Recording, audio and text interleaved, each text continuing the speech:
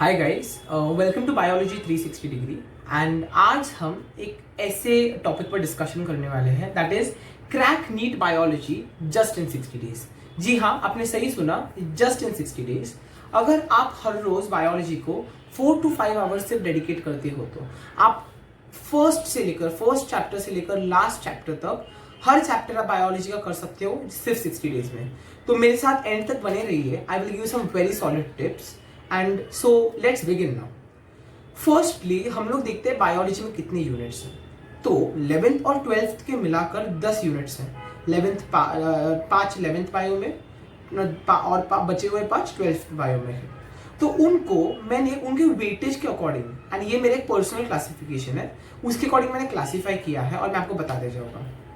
तो सबसे पहले यहाँ पे देखो वेटेज लिखे गए हैं। सबसे ज्यादा वेटेज ह्यूमन फिजियोलॉजी के यूनिट का आता है, उसके बाद आता है जेनेटिक्स का वेटेज सबसे ज्यादा। ठीक है, तो हम ये सब कुछ देखेंगे, तो एंड तक बने रहना मेरे साथ। ठीक है, तो देखो मैंने यूनिट्स को दो पार्ट में क्लासिफाई किया है, एक तो इजी यूनिट्स और एक है थोड़े डिफिकल्ट या फिर थोड़े से चैलेंजिंग यूनिट्स।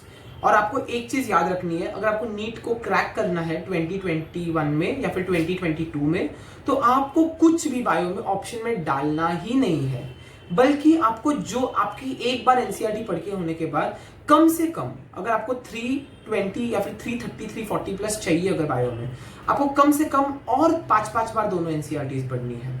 वेरी लीस्ट अगर आपको पढ़ना हो तो आप 20 बार भी पढ़ सकते हो, बट अभी के लिए हम लोग 5 बार पकड़ कर चलते हैं। ठीक है, तो सबसे पहले हम बात करते हैं पहले यूनिट की, that is diversity in the living world. ये यूनिट में ना क्लासिफिकेशन से रिलेटेड है, तो इसमें है plant kingdom, animal kingdom, basic taxonomy, biological classification. वैसे तो ये यूनिट में सिर्फ एग्जाम्पल्स बहुत इंपॉर्टेंट है, और बची बात कैरेक्टरिस्टिक्स की, तो वो जब भी मैं ये पढ़ाऊंगा ना, ये चैप्टर इतनी इजी तरीके से मैं आपको कैरेक्टरिस्टिक्स बताऊंगा दूंगा, आप उसका टेंशन मत लो। बाद में हम आते हैं थर्ड वाले यूनिट पर। थर्ड यूनिट है हमारा सेल का यूनिट। अभी ये सेल की यूनिट ना, ये तो सबसे इजी यूनिट है। अगर आपने 9th और 10th क्लास की बायो अच्छे से पढ़ी है, then you are good to go with this unit. ये यूनिट में सिर्फ आपको सेल डिवीजन से रिलेटेड चीजें हैं, और बाद में आपको सेल के स्ट्रक्चर से रिलेटेड चीजें हैं, जो आप इसके बेसिक्स काफी आप 8th 9th 10th में पढ़ चुके हो। तो ये भी एक बहुत इजी यूनिट है और इसको वेटेज भी काफी हाई है कि देखो सेल के यूनिट के 9% क्वेश्चंस आपके सेल के यूनिट में से आते हैं। ठीक है, बाद में आता है ह्यूमन फिजियोलॉजी का यूनिट, मतलब बेसिकली ह्यूमन बॉडी से डील करने वाला यूनिट। ये यूनिट भी ना एक बहुत ज्यादा इंपॉर्टेंट यूनिट है, बिकॉज यही तो आपको जिंदगी भर करना है। ये यूनिट तो आपको बिल्कुल भी स्किप करने का सोचना ही नहीं है। ठीक है, बाद में आता है हमारा 6th यूनिट। अब ये 6th यूनिट कौन सा है, तो हमारा 6th यूनिट है रिप्रोडक्शन का। ये भी बहुत स्कोरिंग यूनिट है, आप इसको पढ़ोगे अच्छे से समझोगे तो आपको आ जाएगा अच्छे से। एंड 8th वाला यूनिट है हमारा human health and diseases and other and biology in human welfare वाला। तो ये जो है 5 यूनिट्स यहाँ पे लिखे हैं ना 10 में से, इनको तो आपको मक्खन क्लियर करना है, इनको तो आपको एकदम पिट पैट कर जाना है, बिकॉज इसमें से आपका बहुत पेपर आएगा। देखिए आप देखिए इनको वेटेज कितना है, और देखिए अगर आप इतने भी यूनिट्स कर जाते हो ना, और अगर आप नीट का पेपर हाथ में लेते हो, सिर्फ एनसीईआरटी की बात कर रहा हूं मैं, तो आप 360 में से कम 200 से ज्यादा तो आराम से ला सकोगे। अब ये सिर्फ ये 5 यूनिट कर 200 250 के आसपास। बाद में आते हैं हम जो इजी है पर उसको वेटेज कम है, ऐसा है हमारा 9th यूनिट, वो है बायोटेक्नोलॉजी का। जाहिर सी बात है, ये यूनिट में there are only 2 chapters, so of course it is going to have little less weightage, it has only 4% weightage, but never mind, we are going to do even that. And difficult unit which most of the students find difficult, and मुझे भी starting में ये units थोड़े से difficult लगे, but I swear to God एक बार मैंने इनको अच्छे से पढ़ा, मैंने इनका अच्छे से रिविजन किया, इनकी रिविजन स्ट्रैटेजी तगड़ी बनाई, मुझे ये भी यूनिट मेरे एकदम मक्खन क्लियर हो गए। इसमें सबसे पहले आता है हमारा 7th यूनिट। अभी 7th यूनिट हमारा है जेनेटिक्स। जेनेटिक्स में ना रटने वाली चीजें बहुत कम है। जेनेटिक्स की ज्यादातर चीजें जो है ना, जेनेटिक्स एंड एवोल्यूशन की ज्यादातर चीजें समझने वाली है। तो ये है 7th यूनिट। 10th यूनिट आता है ईवीएस का यूनिट, जो एक्चुअली जिसमें बहुत आपको याद रखना पड़ेगा, मतलब डेट्स होंगे, अलग अलग प्रोटोकॉल्स होंगे, अलग अलग एनिमल्स के नाम होंगे, बहुत याद रखना पड़ेगा। पर तो ये ऐसा यूनिट होगा जिसको आप बार बार रिवाइज करते रहोगे। ठीक है, फिर आते हैं हम ऐसे ऐसे 2 यूनिट्स के पास जो थोड़े से डिफिकल्ट है पर उनका वेटेज कम है, वो है second unit. That is what this unit is अपना plant morphology of animals and plants. ये यूनिट का ना वेटेज आप देखने जाओ तो सिर्फ 5% वेटेज है। एंड इनमें आते हैं हमारे 2 बहुत important chapters, that is morphology of plants and anatomy of flowering plants.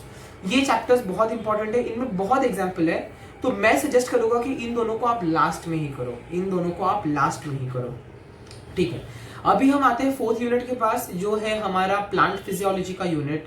Plant physiology का यूनिट वैसे तो इजी है बट उसमें बहुत चैप्टर्स है, उसमें 5 बड़े बड़े चैप्टर्स हैं जिनमें याद रखने वाली चीजें भी है प्लस समझने वाली चीजें हैं। तो मेरा आपको सजेशन रहेगा आप इसी स्कीम में जाओ, पहले ये यूनिट्स को खत्म करो, फिर आप इसके पास जाओ, फिर आप इसके पास जाओ और आखिर में आप इनके पास जाओ। बिकॉज देखो ये वैसे भी डिफिकल्ट है और इनका वेटेज भी कम है, तो इनको स्टार्टिंग में लेकर वैसे भी कुछ फायदा नहीं है, ठीक है। अभी हम देखते हैं कि एग्जैक्टली हम हमारी स्टडी स्ट्रैटेजी कैसे बनाए जिससे हम ये टाइम टेबल से 60 डेज में बायोलॉजी खत्म कर सकते हैं। तो देखो मेरी स्टडी मेथडोलॉजी ये बोलती है कि आपको अगर बायोलॉजी करना है क्रैक, और अगर आप नीट 2021 के लिए अगर एम कर रहे हो तो आपको करना ही पड़ेगा इतना टाइम डेडिकेट। और अगर आप नीट 2022 के लिए भी एम कर रहे हो तो ठीक है, आप थोड़ा कम इससे टाइम डेडिकेट कर सकते हो, बट तो भी मैं बोलूंगा अगर आपको 60 डेज में करनी है ना बायोलॉजी, तो 5 घंटे तो आपको हर रोज देने पड़ेंगे बायोलॉजी को। 5 घंटे में क्यों बोल रहा हूँ, बिकॉज बायोलॉजी 360 मार्क्स के लिए आता है और लोग ना बहुत बार बायोलॉजी को ग्रांटेड ले लेते हैं। देखो अगर आपको 360 में से ना 330 340 आ जाते हैं बायोलॉजी में, और फिर अगर आप केमिस्ट्री फिजिक्स में 100 भी अगर लाते हो ना तो भी आपको 540 आ जाते हैं और आपका सिलेक्शन MBBS के लिए गवर्नमेंट कॉलेज में होगा अगले साल। तो ओके, हमारी स्टडी मेथोडोलॉजी क्या होनी चाहिए हम लोग वो देखते हैं। सबसे पहले ये है NCERT की रीडिंग लगाना।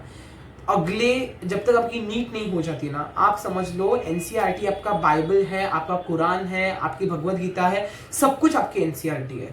आपको दिन रात NCERT पढ़नी है बायोलॉजी के लिए, बिकॉज मैंने खुद नीट दी है 2020 में एंड 90 सवालों में से 85 से ज्यादा questions are from directly from NCERT। तो आपको NCERT में से तो एक वर्ड भी नहीं छोड़ना है, ठीक है। तो आपको सबसे पहले NCERT पढ़नी पड़ेगी और आपको कॉन्सेप्ट बिल्डिंग करनी पड़ेगी। कॉन्सेप्ट बिल्डिंग मतलब क्या कि आपके जो भी देखो अभी जब भी फर्स्ट टाइम हम लोग NCERT की रीडिंग लगाते हैं ऐसा नहीं होता कि we understand everything out of it. तो the things which we have not understood, okay, like now I would suggest to you that follow some good YouTube channel biology जिधर पढ़ाई जाती है, जहाँ पे इन चैप्टर्स के वीडियोस अवेलेबल हो एंड आप इन वीडियोस को देख कर आप आपकी NCERT रीडिंग साथ में कर सकते हो। तो ये थी हमारी फर्स्ट मेथड। सेकंड मेथड जो हम देखेंगे ना वो है मेकिंग हैंड रिटन नोट्स।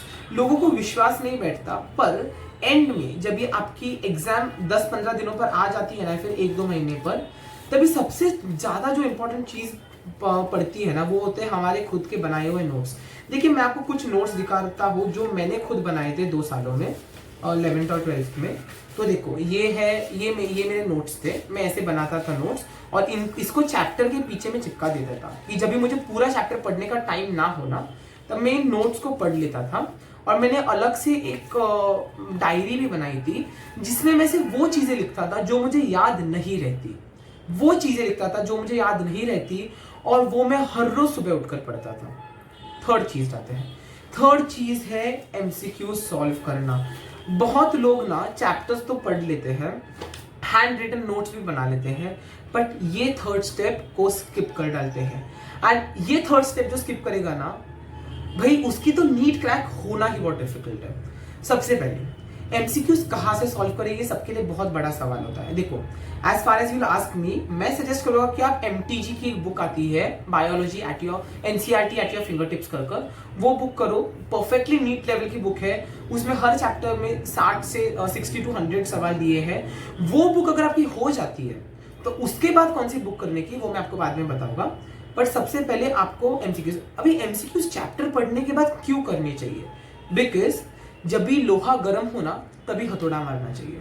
अगर आपने आज ही वो चैप्टर अच्छे से पढ़ा है या फिर अगर आपने कल पढ़ा है और आप झट से अगर दूसरे दिन उसके एमसीक्यूज अच्छे से कर लेते हो ना, तो वो आपके ब्रेन में फिट हो जाता है।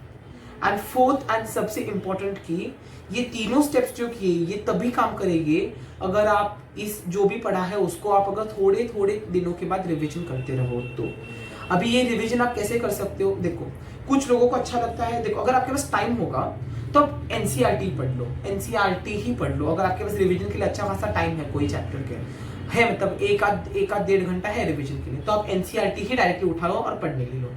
बट अगर आपके पास रिवीजन के लिए ज़्यादा टाइम नहीं है, जैसे कि अगर आपको कोई टेस्ट के लिए जा रहे हो या फिर आपको अगर बाकी पढ़ाई है और अगर आपके पास 15-20 मिनट है, तो आपके नोट्स रिवाइज करो, ये मेरा रहेगा। अगर आप ये चारों मेथड्स फॉलो करते हो ना, तो I bet you will be scoring 360 on 360 in biology in NEET 2021 and NEET 2022। अभी आते हैं हम टाइम को, मैंने जो बोला ना 4 to 5 आवर्स को, उसको कैसे डिवाइड करें। तो सबसे पहले 2 घंटे तो एनसीईआरटी पढ़ने को ही दे दो। एनसीईआरटी को line to line, word to word पढ़ो। एक भी वर्ड अगर आपको ना समझ में आए, झट से उसका मीनिंग देख लो। साथ ही में देखो, अकेले कभी मत पढ़ना एनसीईआरटी। अगर आप कोई कोचिंग क्लासेस जाते हो तो कोचिंग क्लासेस में जो पढ़ाया जाता है उसके बाद आप एनसीईआरटी पढ़ो, वरना अगर आप घर पे से दे रहे हो नीट, तो आप ऑनलाइन पे जो लेक्चर्स अवेलेबल होते हैं उनको देखते देखते एनसीईआरटी पढ़ो। मतलब जैसे कि अगर ये पार्ट पढ़ा दिया, ठीक है, तो ये पार्ट पढ़ने के बाद एनसीईआरटी में वो पैराग्राफ पढ़ लेने का, उसमें हाईलाइट करने के इंपॉर्टेंट चीजें, साथ ही साथ उसके नोट्स भी बना देने के। तो इसको मिलकर आप 5 घंटे में से 3 घंटे दोगे। उसके बाद आप 1 घंटा दोगे प्योरली एमसीक्यू सॉल्विंग को। अभी आप एमसीक्यू को कैसे सॉल्व करने वाले हो, ऐसे नहीं कि बुक उठा ली हाथ में और सॉल्व करना, नहीं। आपने ये जो पढ़ा है ना आज, एक तो ये चीज, या फिर आपने कल जो पढ़ा था उसके ही एमसीक्यूज आपको करने हैं। और आपको एमसीक्यूज वाली स्टेप तो स्किप करनी ही नहीं है, बिल्कुल भी नहीं है। देखो एक भी स्टेप आप इसमें से स्किप करोगे, ये मेथड वर्क नहीं करने वाली है। तो एमसीक्यूज आपको क्या करना है, आपके मोबाइल में या फिर आपको आपके पास जो भी घड़ी में आपको टाइम लगाना है एक 45 मिनट्स का, और आपको वो टाइम बाउंड आपको, अगर देखो अभी मेरे मुताबिक 1 मिनट में स्टार्टिंग में आप टारगेट रखो कि 60 मिनट्स में आप कम से कम 80 एमसीक्यूज कर पाओ, ठीक है। कम से कम 60 मिनट्स में आप 60 to 70 एमसीक्यूज तो आपको करने आने ही चाहिए, बिकॉज आपको नीट में पूरे 90 एमसीक्यूज बायो के 45 to 50 मिनट्स में खत्म करने हैं। तो आपको ये एमसीक्यू सॉल्विंग के लिए आपको 1 घंटा देना ही है। एंड लास्टली, कल जो पढ़ा था या फिर जो उसके पहले वाले यूनिट किए थे, उसके नोट्स और उसके एनसीईआरटी का, देखो जैसे आप चैप्टर करते जाओगे ना, आपको आइडिया आ जाएगी कौन सा चैप्टर हमारा अच्छे से हो रहा है, कौन सा नहीं हो रहा है। उसके अकॉर्डिंग आपको 1 घंटा रिविजन के लिए देना है। गाइज बिलीव मी, अगर आप ये तरीके से अगर आप करने वाले हो ना bio, then you are for sure going to get 360 on 360 in biology. And ये मेरा आपसे वादा है कि अगर आप ये चारों स्टेप्स जैसे मैंने बताए वैसे अगर आप फॉलो करते हो तो। एंड देखो गाइस, नीट के बारे में मैं एक चीज बताऊंगा, नीट का सिलेबस ज्यादा नहीं है, नीट के सिलेबस की डेप्थ ज्यादा नहीं है, नीट का सिलेबस बहुत कंसाइज है। जस्ट जो चीज मैटर करती है ना, वो है बार बार रिविजन, बार बार रिविजन। कि देखो कितने बार आपने एक किताब पढ़ी है, एनसीईआरटी अपने कितने बार अच्छे से पढ़ी है। एंड देखो, I bet you, see, whoever is telling you that you cannot crack NEET in 2021 because there are just 6 months remaining, no, you can. When you can do biology just in 60 days, you have 4 months more left for physics and chemistry. And मेरा एक suggestion रहेगा personally कि आप bio करते करते ना, देखो आप अगर 5 घंटे बायो को दे रहे हो ना, तो साथ ही साथ ना 2 से 2.5 घंटा हर रोज केमिस्ट्री को भी देना स्टार्ट कर दो। इससे क्या होगा कि जैसे ही आपका बायो कंप्लीट होने आ जाएगा, आपका आधा केमिस्ट्री तो खत्म हो गया रहेगा। तो you want be worried, at least आपकी 720 में से 400 to 450 मार्क्स की प्रिपरेशन हो चुकी रहेगी। फिर आगे के 100-150 मार्क्स कैसे स्कोर करने हैं, ये मैं आपको अगले वीडियो में बताऊंगा। और आपको इसके बारे में कुछ भी डाउट्स हो, then please comment below and please don't forget to hit the like button, share the video to maximum students possible, because there are so many students who don't know how to prepare well for NEET, but they have the potential. And see, we are working towards a nation where we want better doctors. हमको doctor बनना है, हमें जनता की सेवा करनी है। तो ये एक चीज अपने मन में डालकर आप नीट की प्रिपरेशन करो। And I bet you that NEET 2021 और NEET 2022 is yours. Thank you.